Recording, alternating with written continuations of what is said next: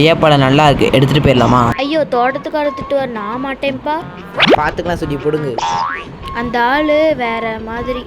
எந்த மாதிரினாலும் நான் பார்த்துக்கிறேன்.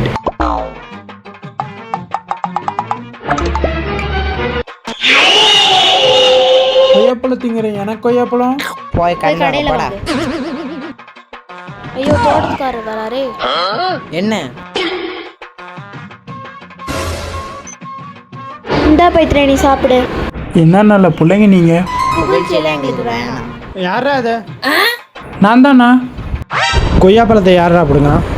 நான் இல்லை, அவங்க கொடுத்தாங்க. யாரா கொடுத்தா? கொய்யாப்பழத்தை கொடுறா. கொண்டு வர ராஸ்கல்.